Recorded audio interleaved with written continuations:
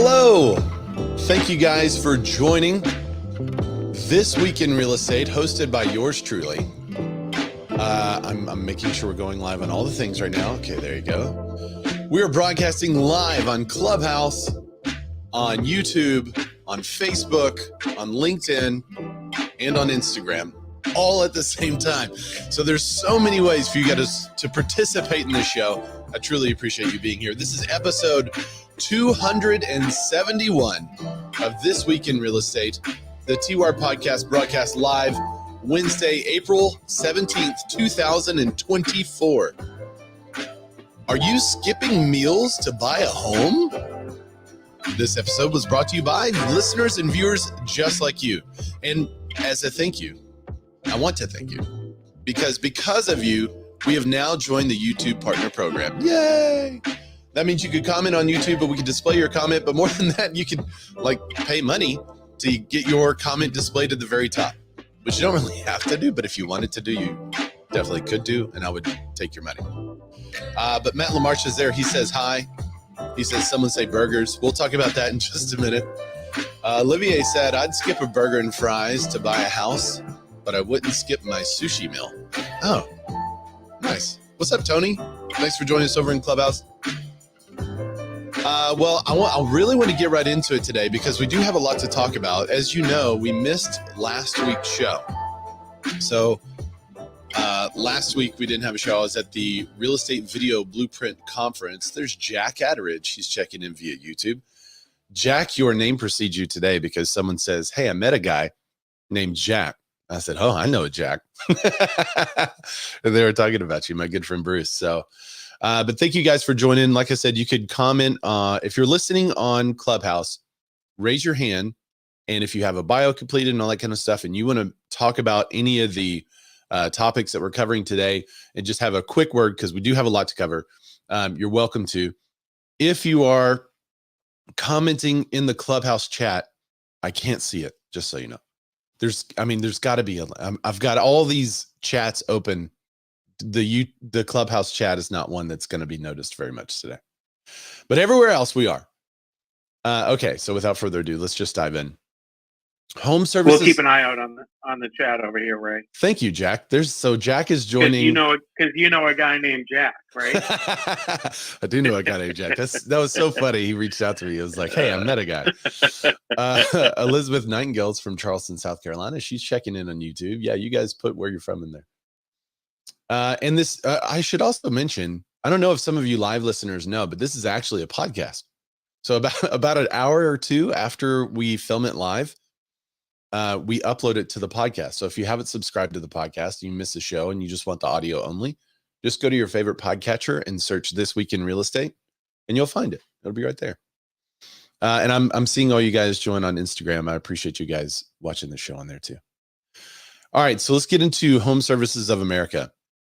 This is an interesting story because HomeServices is the last holdout in the Sitzer-Burnett trial. They're the ones that have not settled, and they want to continue to fight. Now, their biggest battle was, hey, Supreme Court, we don't believe that we should be caught up into this because all of our contracts have arbitration agreements in them, and arbitration agreements have basically been ignored by this class action suit. So please take a look at our case and say, yeah, anyone with a complaint needs to go through arbitration first. And without really saying anything about the case, the Supreme Court said, no, we're going to go with the lower court's decision. So that was the big loss for the Sitzer-Burnett trial, HomeServices of America. The minute win for them was that the attorneys for Sitzer-Burnett went after HomeServices and said, okay, well, the decision's done. So HomeServices needs to pay $4 billion trebled.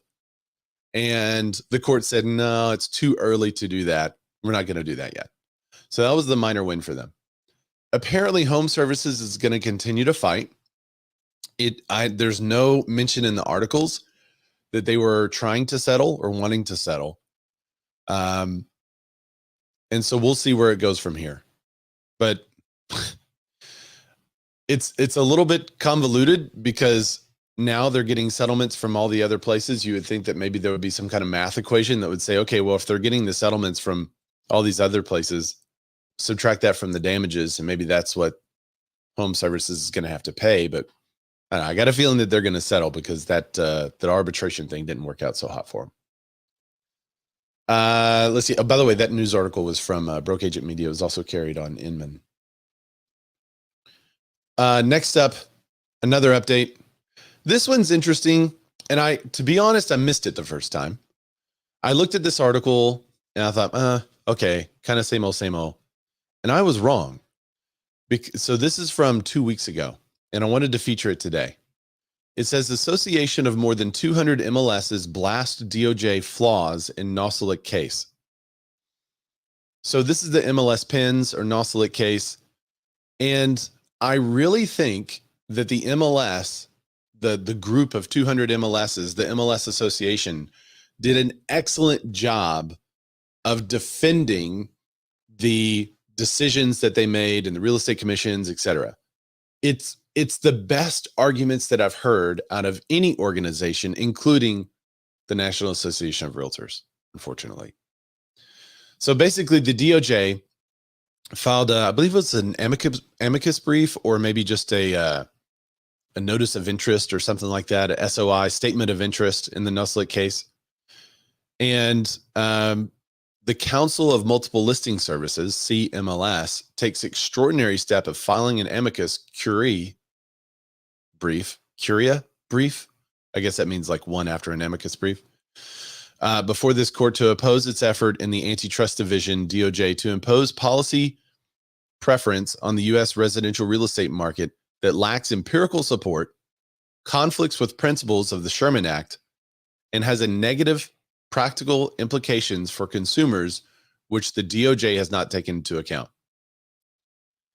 So they say, we argue that the DOJ lacks empirical evidence for its position, its policy preference violates antitrust laws, and that it has not considered the practical implications to consumers for what they are advocating. I mean, they are not mincing words there. They said the agency said that the changes, well, I guess I need to go back. In the filing, the antitrust enforcer pointed out the rule changes the Northwest MLS made in October of 2019, which was making the offering of buyer brokering commissions optional.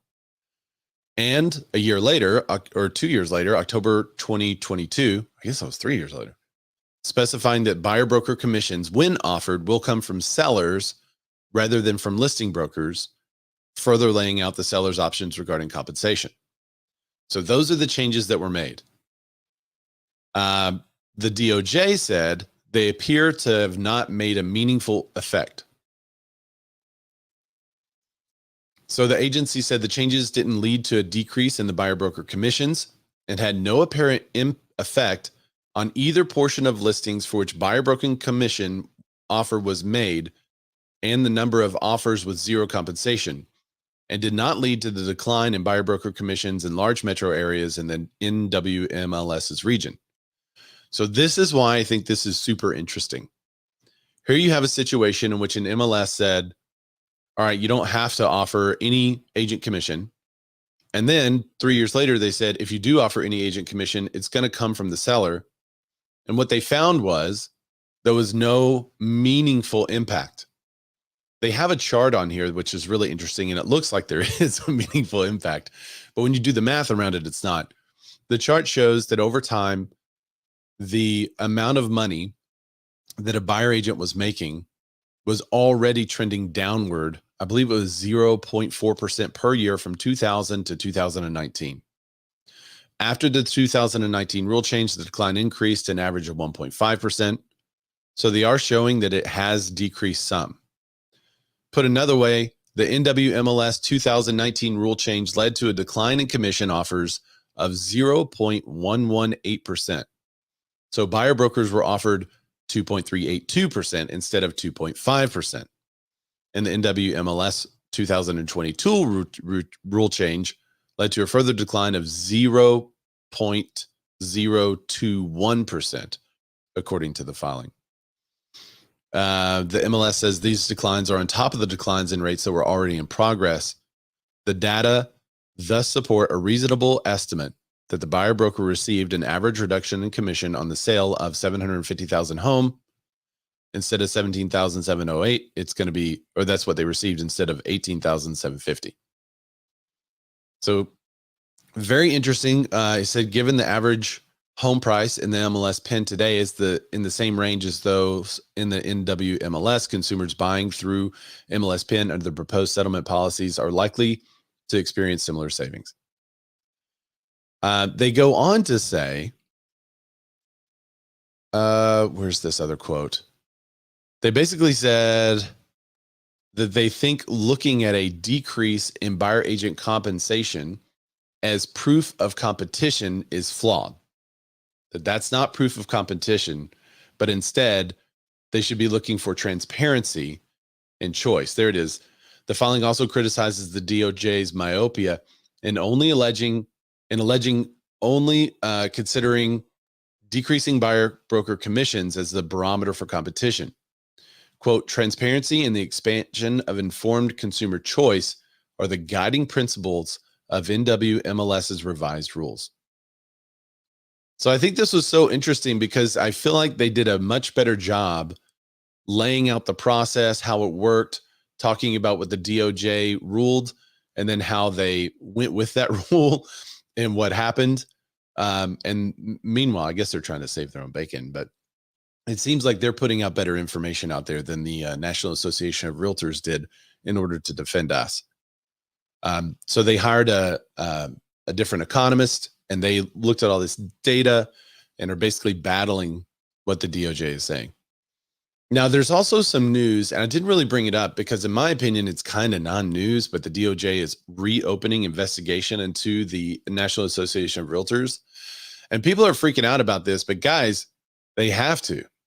The DOJ said that buyer agent compensation not only has to be listed in the MLS, but it has to be publicized on Zillow, Trulia, Realtor.com, any public-facing website. So now that settlement is basically null and void by the courts, who are now allowing a settlement. And it looks like they're going to allow a settlement to go through that says buyer agent compensation can be hidden from public. So they have to look at their settlement again with NAR. And I don't feel like that's such a big deal. Now, the DOJ for years has been after, I guess, just getting rid of buyer agent compensation completely. Another, is this the one with the FTC? No, that's the next one. All right. So any comments on this? Are you guys following the MLS lawsuits? I don't want you can't make this stuff up. I mean, so we're trying to, I've said from the very start that the thing that gets hurt the most out of this is consumer protection. Mm-hmm. And your rant was the best right after the settlement came through. I think it was the settlement. And I think it's change for change's sake. Yeah. And I don't think at the end of the day, the settlement is going to, I think it might raise professional standards a little bit in what we do, and will make the good agents shine. But I mean, just shut up and do it. Just let us operate. Get out. Yeah. Yeah, and straighten out the lending side of it. Yeah. And you know what? I mean, but again, in turn, at the end of the day, I think the people that suffer are going to be the consumer. If the nefarious goal is to just stop making it so buyers agents can get paid. Right. I mean, what do you expect? Consumer protection, so you have buyers agents, but don't pay them anything? Well, here's the interesting part of this. Sorry, that was my rant. No, I appreciate the rant. If the DOJ gets what they want, which is zero compensation offered to buyer agents at all, well, that's also a violation of the Sherman Act. Because just like you can't set prices at 10%, you also can't set prices at 0. So the DOJ would be then violating the Sherman Antitrust Act if they got their wish and said no compensation may be offered. So I don't think the court can let that stand. I don't think the Supreme Court would be able to let that stand if, for whatever reason, that was accepted. So I think they're grasping for straws in the DOJ statement of interest. And I think the MLS Penn did a really good job, or the MLS Association did a really good job of basically pushing them back and saying, no, you're wrong. The DOJ is also looking for they're looking at a very limited set of data from one company. And that's the other thing that the MLS group pointed out is that you can't just look at one company over a very short period of time. You have to look over a long period of time and all the companies that are involved, which that makes sense because if the settlement is against all the companies, you got to look at all the companies. All right. So there's one more. Speaking of, Jack, you brought up the changes. Well, I guess I'm talking about that later. Let me see. Yeah, we're talking about that later. I'm gonna bring it up to now. So Fannie Mae and Freddie Mac clarify that agent commissions are not counted towards the IPC limits.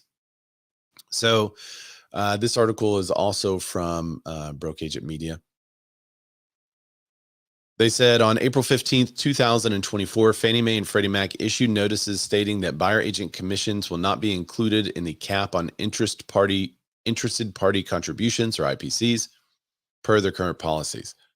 This guidance comes after the National Association of Realtors and Mortgage Bankers Association submitted a letter to the GSEs, along with the Federal Housing Agency and Federal Housing Authority, seeking clarification on existing rules. Now, March 28th or 9th, this was already put out in a statement saying that if it was normal in the marketplace, that they would not consider this. But I guess this is more of a formal statement saying that this is a change in policy. So interested party contributions, your buyer agent commission will not go towards it.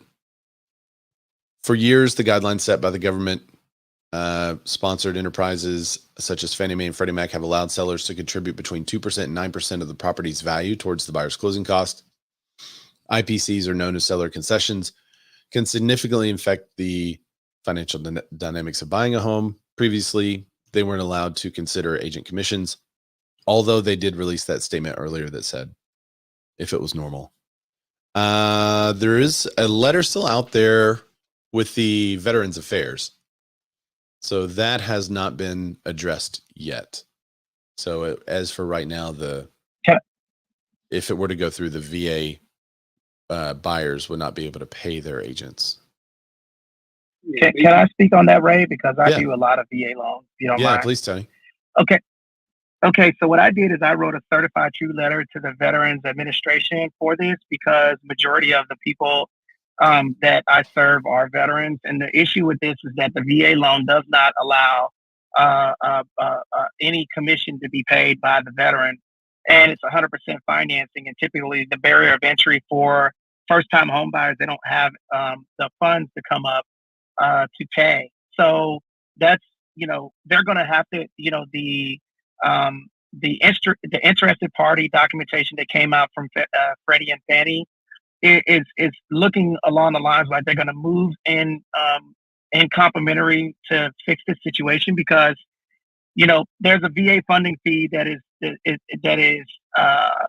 added to the loan for veterans for first time and second time homeowners that don't have disability, and it's a non-reoccurring fee. And I think if they do that, it's going to be similar to that. And the cool part about that is that it's not it doesn't have to do anything with the appraisal. So the example would be if I was buying a $450,000 property, I would add 2.15 or something like that, or 2.5% to the purchase price. Don't quote me on that because I'm driving. Sure. But that fee doesn't the property doesn't have to appraise. And I hope that they do that for the veterans. But the cool part about it is I got a letter immediately, Ray, from the Veterans Administration. And basically what they said is that they know about the lawsuit, and they're working diligently at putting something out before the July timeframe. So they are working on it.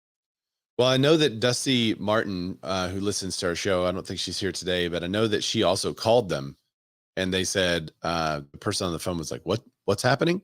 And did not know. So I mean, that's wonderful to hear that you reached out to them and they actually responded to you saying we were working on it. Because initially, whenever this stuff first came out, some of the listeners were like, the VA doesn't know yet.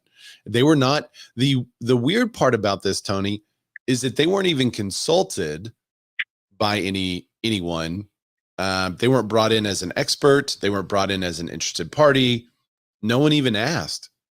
So it's amazing that we went through trial and no one brought up that this would adversely impact VA buyers. I mean, that's crazy to me that wasn't addressed. Hey Ray, it's Andy. What's up, Andy? Yeah.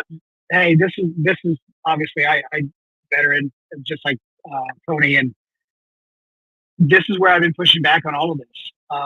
It's like the DOJ didn't read the room at all on any of this stuff. And I know some of this, the commission settlements and all that stuff, the compensation settlements are a bit different than what the DOJ is doing. But nobody, like you said, nobody really looked at how this was going to affect the veteran.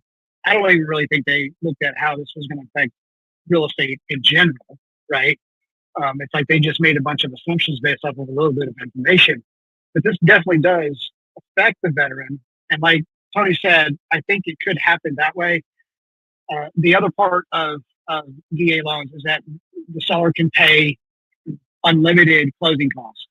And if there's a way to wrap that in there, then, but they've got to clarify that. Right now, it's not allowed. Okay. Right. But they could clarify that as well. So they've got a couple different avenues.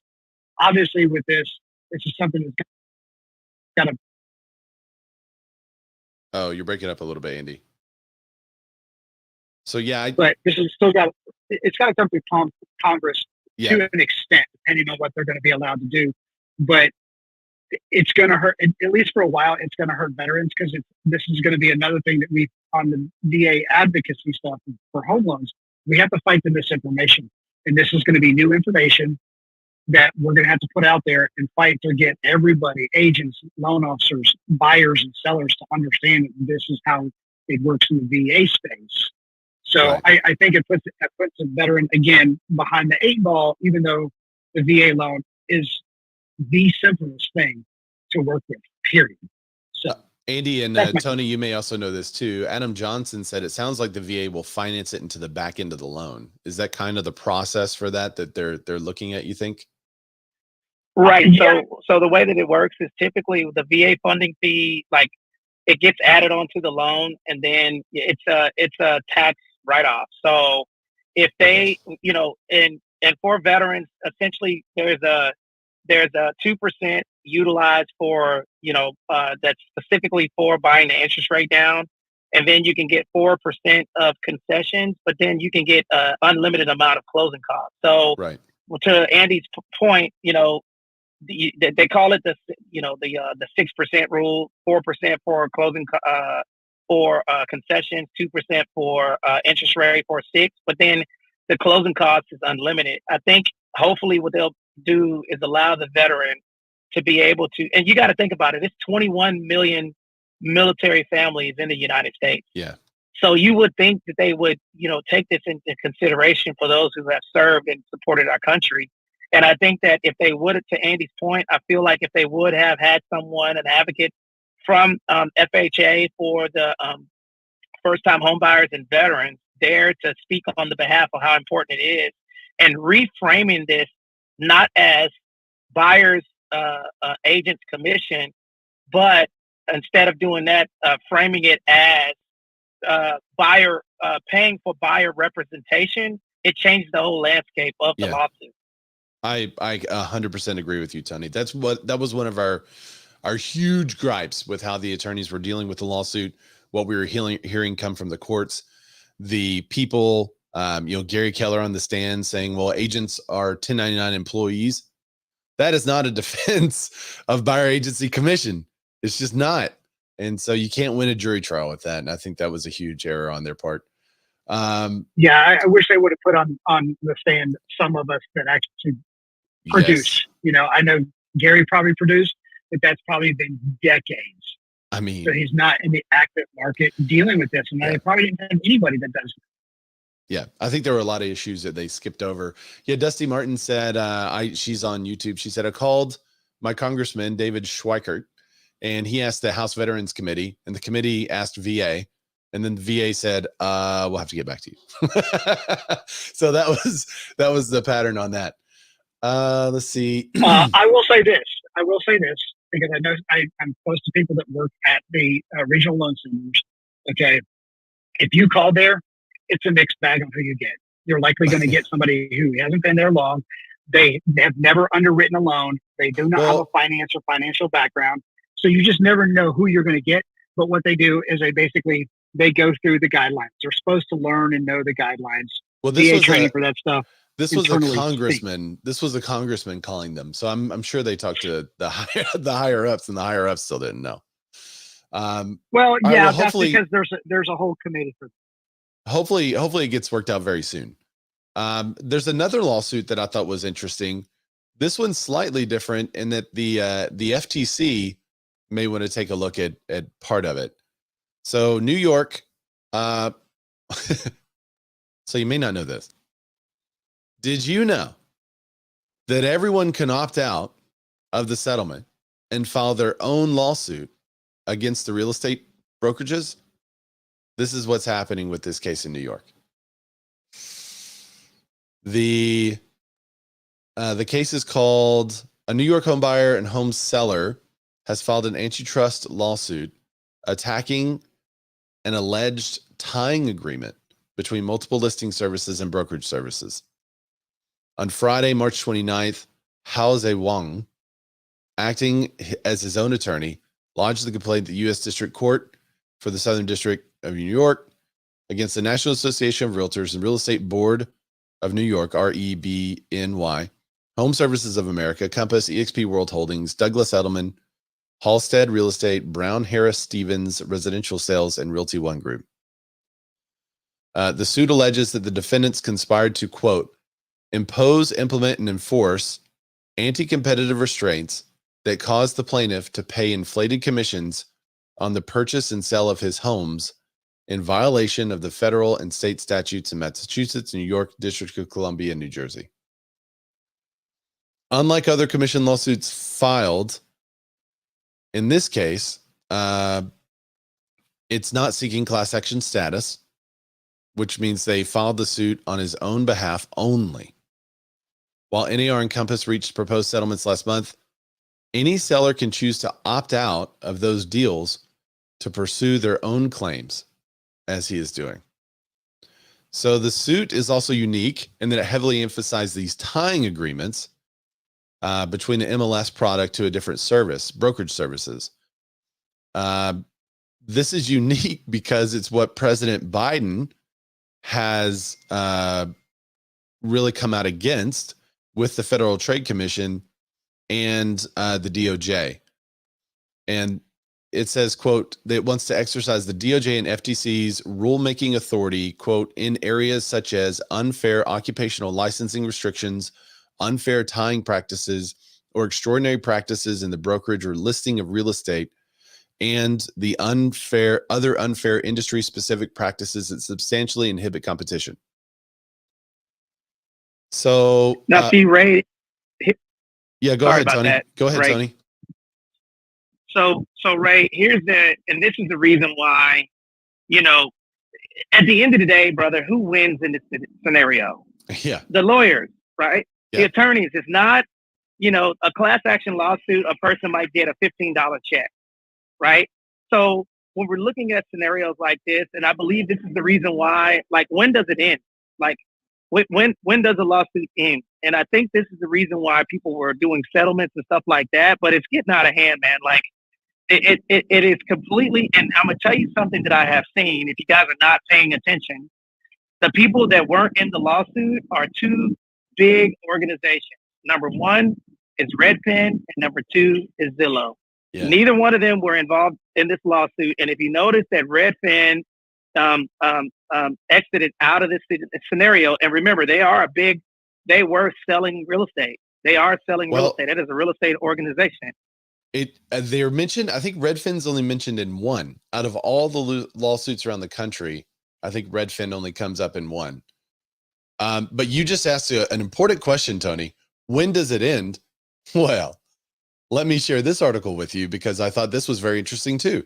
One of the reasons why all of these companies are running to Catchmark, as he says, they want to make these deals with us so that there's not other lawsuits that go against them.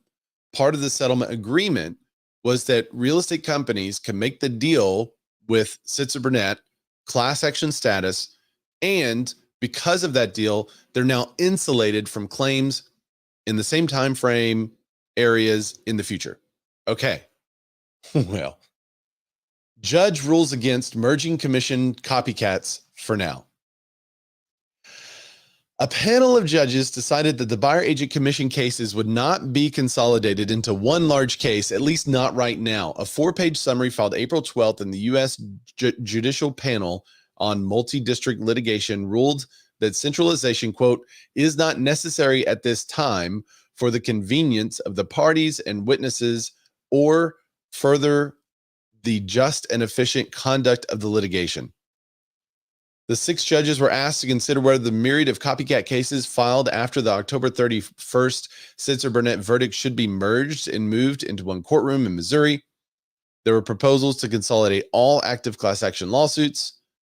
Many of the defendants and some of the plaintiffs were opposed to the litigation, saying that consolidation would be inefficient and unruly and burdensome. I don't understand how consolidation would make it inefficient. I feel like that would make it more efficient. And the local nature of many of the cases meant that they were arguing over a different set of rules and situations. That's true. Maybe later. The panel did leave an open door, pardon the pun, for future consolidation. However, it wouldn't happen until the settlements with Anywhere, Remax, Keller Williams, Compass, Real, and the National Association of Realtors had been finalized. And it says, quote, after the settlement proceedings conclude and it becomes evident how many claims and parties remain and to the extent at which they overlay, if at all, it may be that formal centralization is needed or perhaps information coordination efforts can adequately address any duplicative pretrial proceedings. So Nosalek, Morrill in Illinois, Gibson in Missouri, all these other cases that Broke Agent Media has listed on their watch, they're not going to be consolidated. I think that is gigantic news.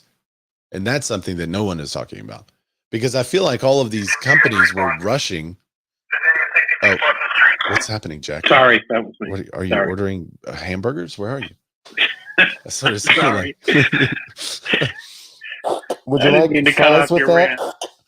No, I that has to do with the thumbnail of the show, by the way. But I think that's a huge issue, and I'm surprised there's not more coverage dedicated to that because it wasn't that the reason why everyone was rushing to settle so that they could put it behind them and move forward and be insulated from future cases. And now it doesn't look like that's the case. So get ready for but the more cases. I'm sorry. More cases there are, the harder these attorneys have to work, and there's. I hope that's the case. Yeah, because they're the only ones winning. They're the only ones winning in this whole damn thing. What are they getting? Like 30%? They're upset at our 6%. And they're getting what? A standard fee? Really? Yeah. No, the standard fee. Good God. Yeah, the standard fee for a class action lawsuit is about 35%. Standard fee. Standard fee. However, they're getting anywhere from like 40 to 50%. I don't think they can use the phrase standard fee, Andy. No, that's what a lawyer told me. So, all right. Speaking of making money, are your clients skipping meals in order to purchase a home? That appears to be a local trend, or not just local trend, a national trend. This is really interesting. This study comes to us from the beloved Redfin. Half of homeowners and renters, 49.9%, said sometimes regularly or greatly struggle to afford their housing payments, and many are making big sacrifices to cover the cost. These are the current payments. These are not to buy. Most common sacrifice was taking no or fewer vacations. More than 1/3 of homeowners and renters, 35.5%, who struggle to afford housing, indicated they skipped vacations in the past year in order to afford their monthly costs. Which this is going to, I mean, if this trend continues, it's going to really hurt the Airbnb market. All right. So number one was took fewer vacations, 34.5%. Number two was skipped meals. 22% of people said they skipped meals. I think you guys could tell that I'm a rather successful realtor, as I've not skipped a meal. Obviously. Worked additional job was 20.7%. Sold my belongings, 20.6%. So you have a beautiful new home and nothing to put in it. Just call it minimalist and put it on Instagram.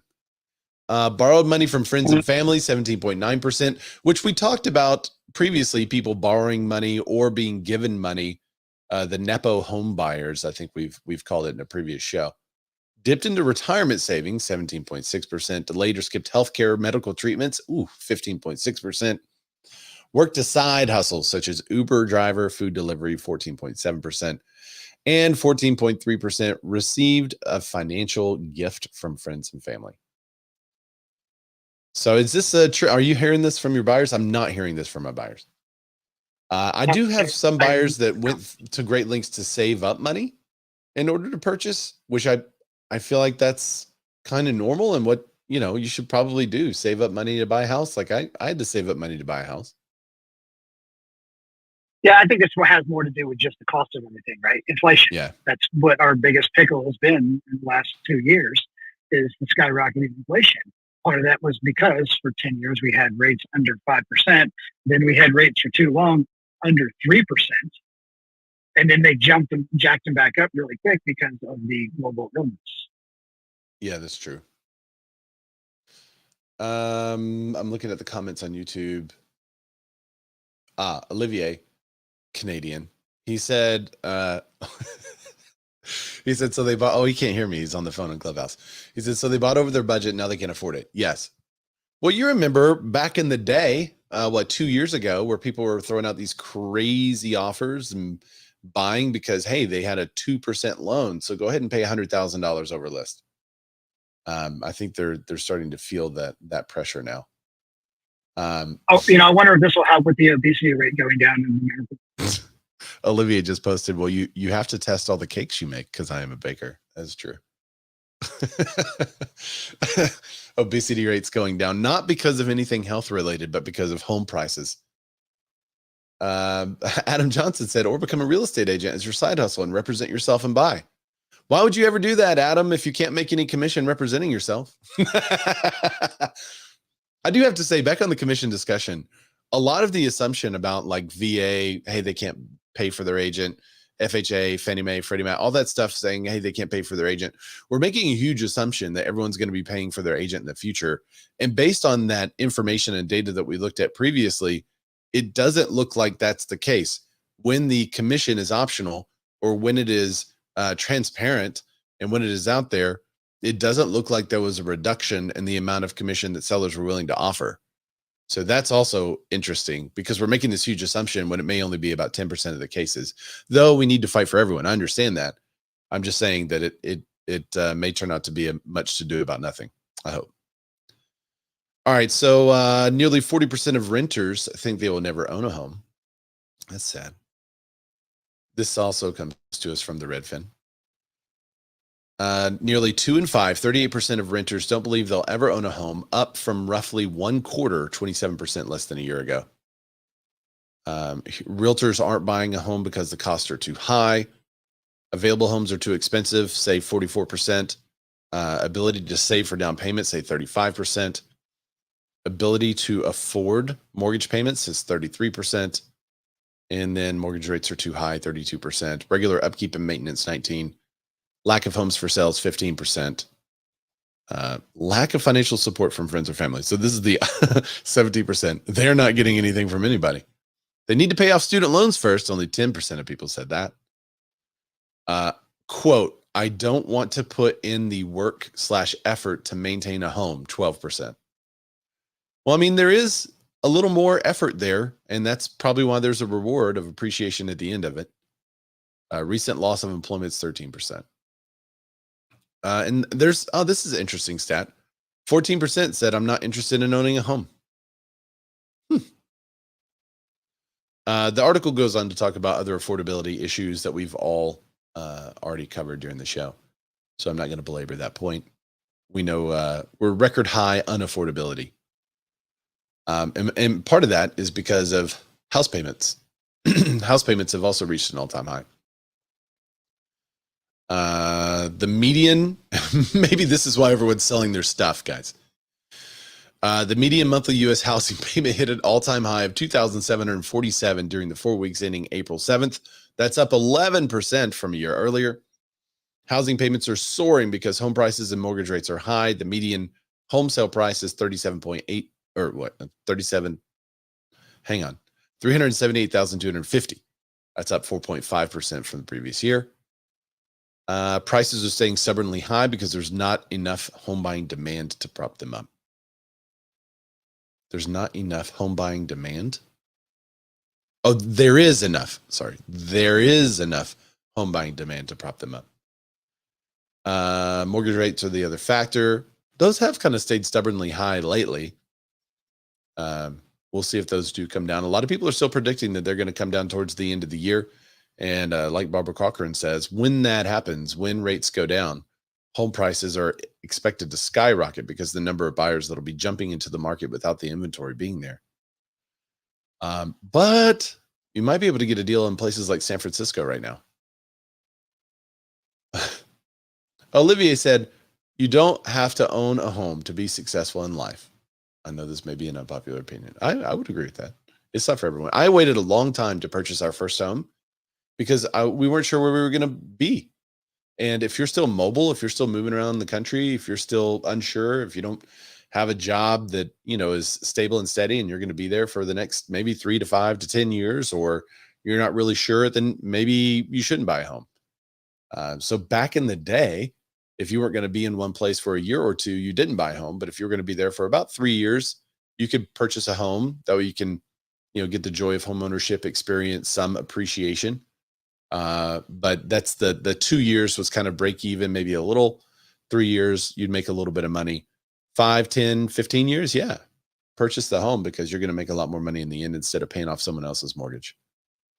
But yes, you don't have to own a home to be successful. You can rent.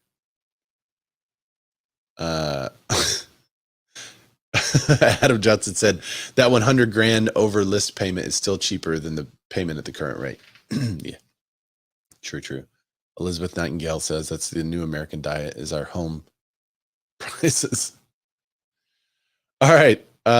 Nearly 20% of San Francisco home sellers take a loss on their sale. That's 4 times the national share. Nearly 1 in 5, 17.8 homes sold in San Francisco during the 3 months ending February 29th sold at a loss. That's comparable with 17.9% share hit during the 3 months ending January 31st, which was the highest in 11 years. So 18% of San Francisco home sellers take a loss compared to 4% nationwide. Why is this happening? Anyone from San Fran out there? What's up, Armando? How you doing, man? Is there anyone out there from San Francisco or California that can tell me what's going on specifically in that area? Because I can pontificate, but if you know, I'd much rather talk to you about it. My pontification is that a lot of people overpaid during the pandy, and so you're seeing a decrease in the average. Okay, Eurico says that's San Francisco because of the homeless problem. Juan Gutierrez says too much crime. Misha says I'm wearing the same shirt today. Oh, cool. Okay, so too much crime in the homeless population. Any other input on exactly what's happening in San Fran?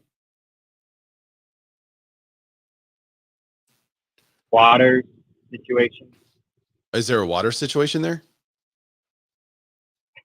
hope there's a water situation. No, a Oh, squatter. squatter. Yeah, squatter situation has been all over the news there too.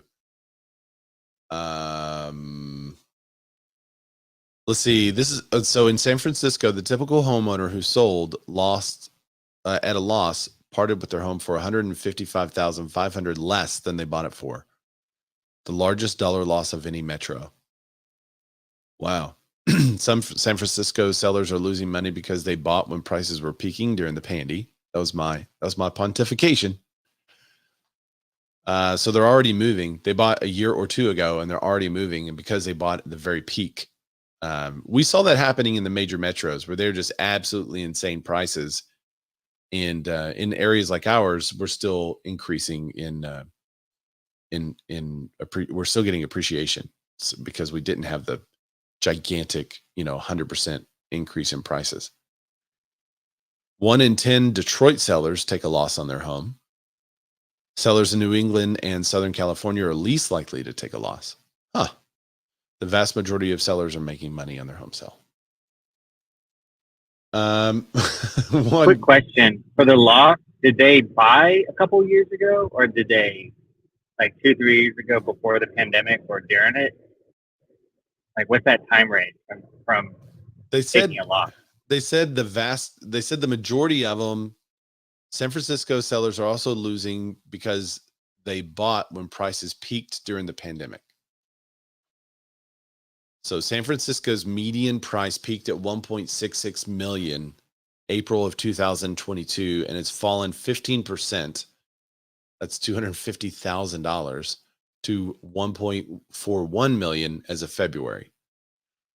So the typical person who bought in San Francisco at nearly any point 2021 or 2022, when the housing market was red hot due to ultra low mortgage rates, would have taken a loss if they sold during the first few months of the year.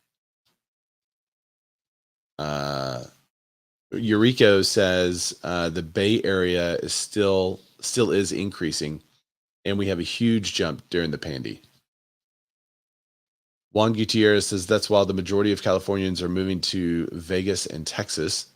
We're also getting them here in Arkansas. Misha said we have that with higher priced home or people investing in solar. They have to move within 3 years and then have to have $85,000 solar loan. Yeah. So one thing, so we have a house listed on the market right now with solar, and we're getting good activity at the price that we had to put it at so that they could pay off the solar.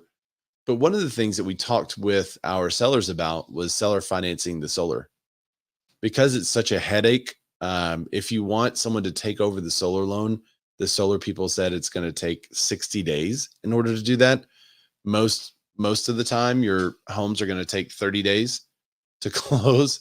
So that becomes a problem when someone expects to be in the home in 30 days and you tell them, well, you have to wait 30 so you have to wait 30 more to take over the rest of the solar loan at this price.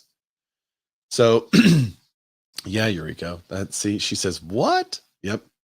So because of that, our sellers with solar are open to seller financing a portion of the property if it doesn't appraise, because they're not getting value added to the purchase price because of solar in many cases. So that's one of the things that we've asked them just to be open to, is to sell your home and then seller finance the solar, and then they continue to pay on it, and it just kind of. So do you foreclose on the house if they stop paying the solar panels? They would be so the solar is a lien against the home. So yeah, basically it's a lien against the home, but it's still a lien against the home in the old seller's name. So solar has made it kind of convoluted in that, but I don't think it's the main reason why it's happening in California, but I think that is a reason why people are kind of in trouble whenever they sell very quickly after getting solar. Within 3 years, like Misha said, it becomes a problem.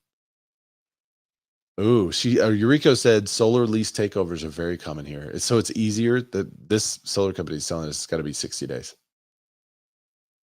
Juan Gutierrez says, for what you know about solar, is it really worth it? I thought it was a scam. It's not a scam. It's an alternative energy source for sure. And it does work. Is it worth it? If you're going to be there long term, I think it's worth it. Or if you just want to make a difference for the environment and put solar on every house you live in, and then moving forward, everyone starts to have solar. Yeah, it's worth it. If that's your mission. I kind of think it's like a pool. If you're going to put a pool in, do the math on how long you expect to be in the home. And if you're going to be there for 10 years, then say, do I want to, and the pool costs $60,000. Do I want to spend, $6,000? Is that $6,000 a year for a pool? And if the answer is like, yeah, that's fair, then put it in. And if you make some money from it when you sell, great. But that's only in our area. There are some neighborhoods that if you are the one or two houses without a pool and you don't put a pool in, you're going to sell for less than what everyone else in the neighborhood is going to sell for, because they all have pools. So maybe solar is kind of the same. If you're in a neighborhood and everyone has solar and you don't have solar, then your competition, as they sell their homes, and the comps of those sold homes are going to include solar panels and efficient living. And if your home doesn't have that, it's going to sell for less than market value. So those are the things to look at. Adam Johnson said 50 years, maybe 20 if you pay cash. But the problem is the solar panels only last like 30 years. So if solar panels only last 30 years, and you have to replace it, then it has to make a difference much sooner than 30 years. Anyway, Adam said scale. All right. Well, maybe we should do a whole solar show. Shedding light on solar. Oh, whoa. See, you six who are still listening to the show today just got a banger of a YouTube video idea. Shedding light on solar. Oh. All right. Speaking of shedding light, let's talk about these interest rates. Actually, we'll go housing starts. We all kind of know what's happening in interest rates. So housing starts right here. Housing starts fall on interest rate financing concerns. So this article came out yesterday from the NAHB.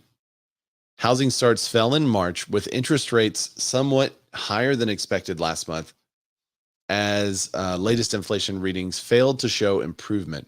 Builders are also still facing higher supply side costs and tighter lending conditions. I also had several builders tell me that their labor is starting to increase because of the cost of living. So all their labor, they have to go buy bread and milk and gas and everything else. And because of that, they're asking for more money to do the same job they were doing a couple of years ago. So labor is also starting to increase, and you'll probably see that coming down the pipe. The March reading of 1.32 million starts is the number of housing units builders would begin to develop if it kept its pace for 12 months. Builders, quote, this is Carl Harris, chairman of the National Association of Home Builders, says builders are grappling with several fronts, and the inflation fight continues. Higher interest rates are increasing the cost of housing for prospective home buyers and raising the development and construction costs for builders of homes and apartments. At the same time, shelter inflation is rising faster than overall home prices due to the supply side challenges. So single family starts were down in March. However, I guess interestingly enough, the builder sentiment is unchanged. So even though builders are experiencing the difficulties, their sentiment is still positive. So builder confidence in the market for newly built single family homes was 51. So it's one note positive. Hey, Ray. Yeah, go ahead, Jack. Quick play on this. We don't get a whole lot of housing starts up here in the Northeast just because of density that where a lot of places are already built out. But I am seeing. I put on a fixer upper last week, and I had only a couple of builders look at it, which typically a lot of people would look at it in either a rehab or a tear down. And one of the guys that came said, you know what, cost of materials and cost of labor have driven up the prices so high that we can't make it work anymore. So, I think everybody's being squeezed out of anything except for the most part, an end user that's willing to go for the long haul. Yeah, that Food for seems thought, to be that's part all. of the case. There are Chris Benjamin. Oh, what's up, Chris? I get to see Chris last week. Man, I can't wait for our dance video to come out, by the way, Chris. That's important. No, in talking with the builders that we have here, I think the same thing is happening. There is a certain amount that they can build, and when they build that amount, they make enough money to make it worth building that price range. And there's a price range that they're never going to touch below that, basically. And because of that, it leaves the door wide open, in my opinion, for the big national builders to come in and build at that price. And so far in my market, we've been insulated from that. We don't have D.R. Horton. There's only one regional builder here.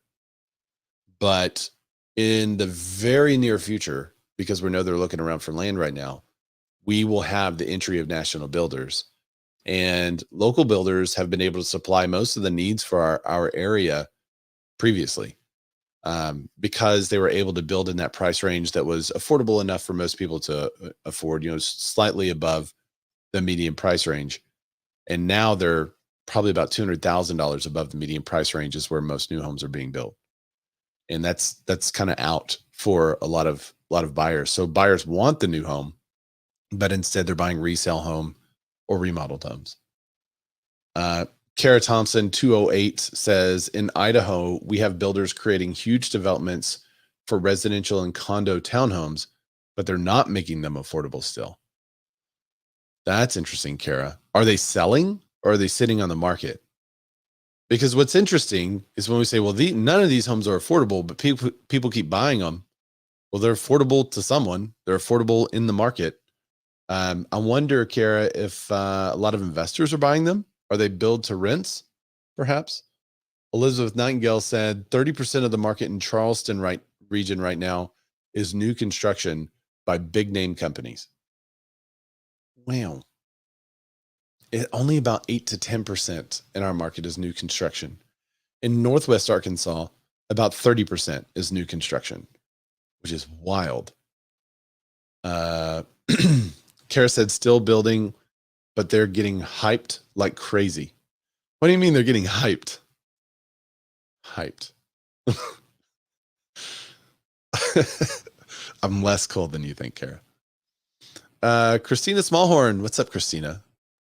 She said, can you explain how they feel is quantifiable? They have underbuilt for years. Even sentiment was up and down for all that time. Okay. So yes, during the beginning of this show, actually, builder sentiment was in the 70s, and it was positive for a long time. It actually only recently went negative. I wonder if we could find a builder sentiment graph. Builder sentiment graph. It only recently went down during the pandy when they couldn't build.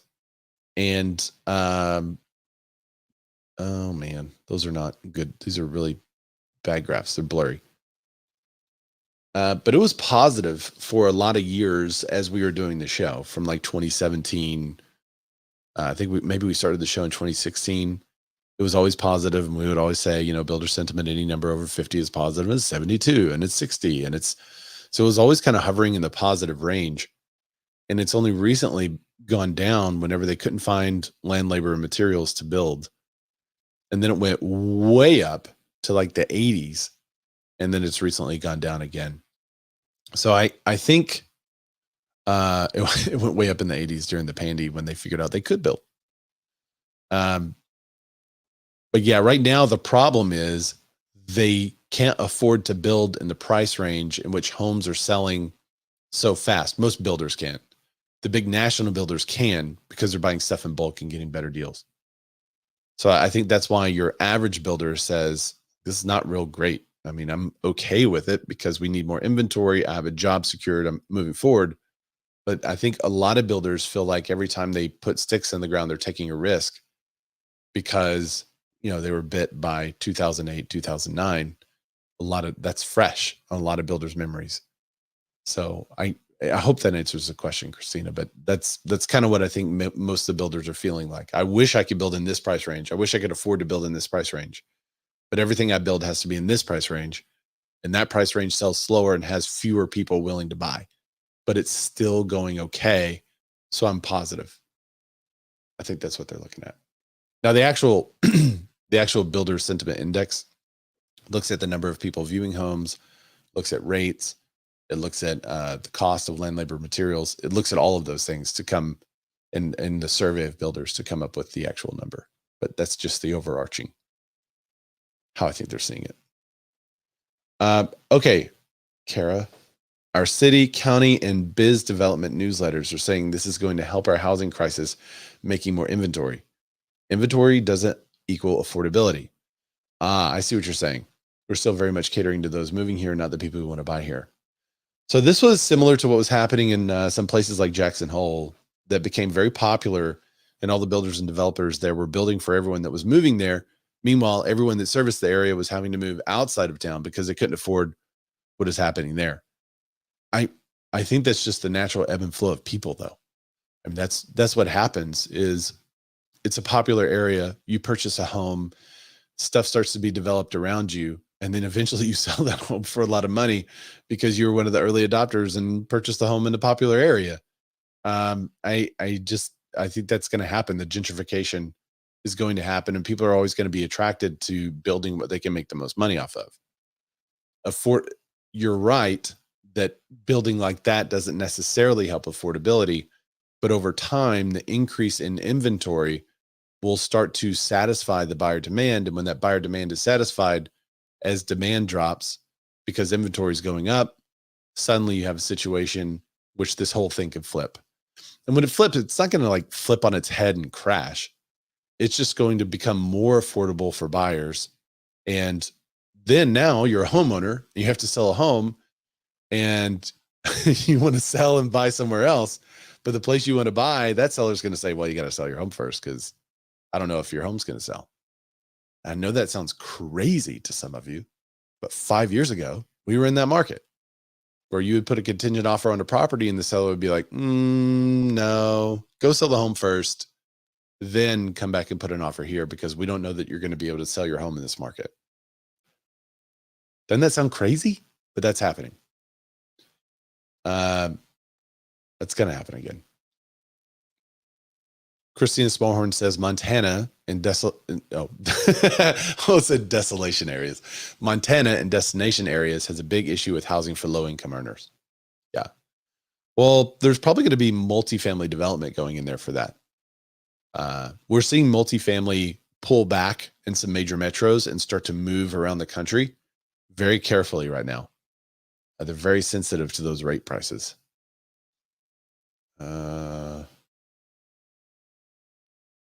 That was a great market. Yeah. Kara reminiscing about being difficult to sell. It didn't feel like a great market at the time. Everyone that had a listing was like, oh man, you got a listing? I wish I had 3 buyers. Yeah, I'd rather have 4 or 5 buyers than a listing back in that day. Because it was just hard. And you had to have the discussion sometimes with sellers about, hey, I know this is how much your home is worth, but here's what we're having to sell it for. I haven't had that discussion in a long time. All right, so what happens when new housing starts are down a little, inventory's tough, and people can't find what they're looking for all the time? Well, there is a market that tends to boom, and that market is the remodel market. That's what's happening. So remodel market sentiment remains positive territory in the first quarter. The National Association of Home Builders released NAHB Westlake Rural Remodeling Market Index for the first quarter of 2024, posting a reading of 66. That's down 1 point compared to the previous quarter. They rate the 5 components of the remodeling market as good, fair, or poor. Each question is measured on a scale from 0 to 100. And then it's the same thing. Anything above 50 indicates a higher share view of conditions as good than poor. So currently, remodelers are looking at this as a solid year. Demand of remodeling remains solid, especially among consumers who don't need to finance their projects at current interest rates. Construction costs are still an issue in some places, just as they were towards the end of the year. The big difference, though, is you don't need to buy land because you're just remodeling on what you're already have. So if you're sitting in a home right now and you have a 2% rate on it, and you keep walking into your rose-colored bathroom, you're this close in this market from calling someone to fix that rose-colored bathroom, because the other option is to buy somewhere. And then when you run the numbers and say, whoa, I'd be paying double or triple what my monthly payment is now. No, we're going to remodel. And that's very similar to the discussion we're having about adding on to the home, because it's much, much cheaper for us to add on a lot to this house than it is for us to go buy somewhere that fits what we're looking for. I think a lot of people are having that same discussion right now, which means that remodeling is going to be great for probably a couple of years to come. Okay. And last but not least, this is that change, Kara. This article is from realtor.com, and it talks about the home seller expectations. So if you've missed all the posts from real estate agents, everyone's talking how, like, what is it, April 14th through April 20th being the absolute best time to list your property. Well, during this time period, home sellers have kind of become more realistic, the headline says. So home sellers are becoming more realistic during the, quote, best time of year to list. As the nation enters the best week to list a home, April 14th through 20th, fewer homeowners anticipate bidding wars, wild offers over asking price, according to a recent survey from realtor.com. Quote, home sellers have adjusted their expectations and they're becoming a little more realistic given the current market conditions. Hannah Jones, senior economic research analyst at realtor.com, said, home prices and mortgage rates remain elevated, so buyers are going to be a little more picky and are going to look for more flexibility from home sellers. The housing market is showing signs of rebalancing. The market is moving in the right direction. Let's see, 12% of sellers expect their home will receive multiple offers. That's down from 27% last year. 15% of homeowners are banking on being offered more than their asking price. That's down from 31% last year. An additional 15% are prepared to receive an offer within a week of their home going up for sale. That's down from 37%. So, oh man, all these numbers are roughly half. Eureka said, since when is right around tax time the best time to sell? Technically, they say it's the best time to list. Seller expectations are moving away from the COVID pandy frenzy to more normal pre-pandy expectations. It's a return to some balance, although sellers are still in a really good position. This suggests that sellers are open to a little more give and take with buyers. So this could mean some concessions entering the market again. They may be paying some closing costs. They may be reducing their price and coming off of the crazy high aspirational sales prices that they had previously. So we'll see if that is, in fact, it's going to, the NIMBYs vote against it. I'm late at getting to your comment, Christina, so I have no idea what you're saying now. But you commented, and I wanted to show it. But I agree with Eureka. Well, since when is tax time the best time to sell? Who came up with that idea? I know it's based on like all the data crunched up and saying that this is the one time, but my friend called me today and said, hey, can you come list my home? I said, yeah. He said, should we list it today? And I told him it's more important that his home be ready and that we have the professional photos and videos and all the marketing prepared and his home is staged and all that stuff. It's more important that his home be ready than we go live today. It's far more important that everything looks right and it's presented the way it should be to the marketplace than we just rush it and put it on the market. Now, should you hurry? Yeah, because you never know what's going to happen. You never know, if the Fed raises a rate or does something crazy. You know today's market and what's happening today, and that's all you know. And so operating quickly is suggested, but going so fast that you're not ready, I wouldn't suggest that. All right, guys. Eureka said here it's February and March. Yeah. I feel like February and March is a good time to list because everyone that's been on the market in February and March is always the first to sell in March and April. So, but I guess you could say that for any months, right? I mean, the longer you're on the market, the more chance you're gonna. Anyway. All right, guys. Well, that's all I have for today's show. Thank you for joining me, Matt, Mike. Thank you guys for joining us in Clubhouse. But I appreciate all the comments. Instagram, Eureka, Kara. Let's see who else was over there. It's Joaquin and Juan Gutierrez is me. Thank you guys for chiming in. I try to look at those. If I missed you on Instagram, I apologize. But I always try to look over there and get those. Christina, thank you guys for tuning in. Did someone say tiny home, says Matt LaMarche. Adam Johnson with some good words. Elizabeth Nightingale, Dusty Martin, Jack Hatteridge. Thank you all for chiming in today's show. And I will see you. Let's see, next week is April 21st. No, it's not the 21st. It's 24th. So yeah, I'll see you next week. My birthday is the 28th. So if you're out there and you want to give me a one wheel, let me know that you're sending it, and I'll give you my address. Bye, everybody.